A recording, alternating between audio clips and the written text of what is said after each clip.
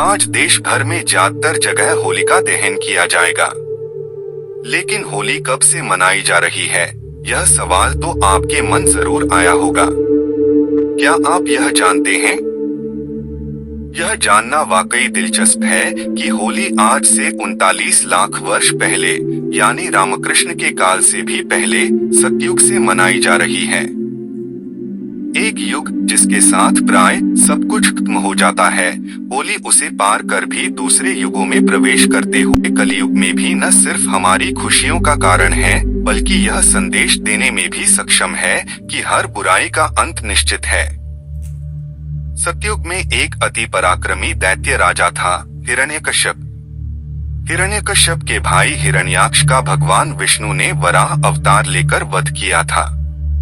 इस कारण हिरण्यकश्यप उन्हें दुश्मन मानता था। हिरण्यकश्यप का विवाह कयाधु से हुआ, जिससे उसे प्रहलाद नामक पुत्र की प्राप्ति हुई। हिरण्यकश्यप ने मनचाहे वरदान के लिए ब्रह्मा की तपस्या शुरू की।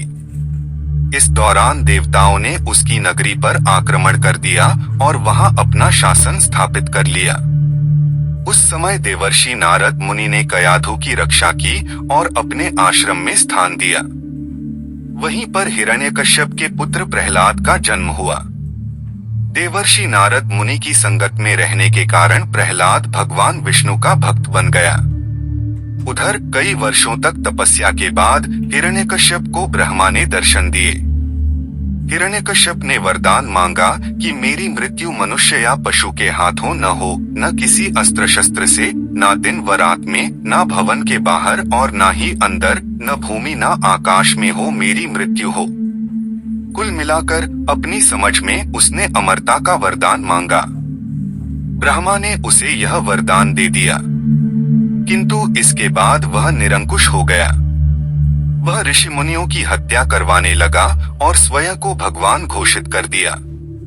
किंतु स्वयं उसका पुत्र प्रहलाद विष्णु भक्ति में लीन रहता।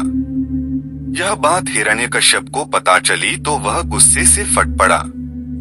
बार बार समझाने के बाद भी प्रहलाद ने जिद नहीं छोड़ी तो उसने उसे मारने का फैसला कर लिया। हिरण्यकश्यप की एक बहन थी होलिका। होलिका को भी भगवान ब्रह्मा से एक वरदान मिला था, यह कि उसे अग्नि नहीं जला सकती। हिरण्यकश्यप ने होलिका को कहा कि वह प्रहलाद को अपनी गोद में लेकर अग्नि में बैठ जाए, ताकि प्रहलाद भाग न सके और वह उसी अग्नि में जलकर खाक हो जाए। होलिका ने किया तो ऐसा ही, किंतु वह खुद भस्म हो गई और प्रहलाद बच गया। कहा जाता है कि होलिका के एक वस्त्र में न जलने की शक्तियां समाहित थीं, किंतु भगवान विष्णु की कृपा से चली तेज आंधी से वह वस्त्र होलिका से हटकर प्रहलाद के शरीर से लिपट गया था। होलिका के जलने और प्रहलाद के बच जाने पर नगरवासियों ने उत्सव मनाया, जिसे छोटी होली के रूप में भी जानते हैं।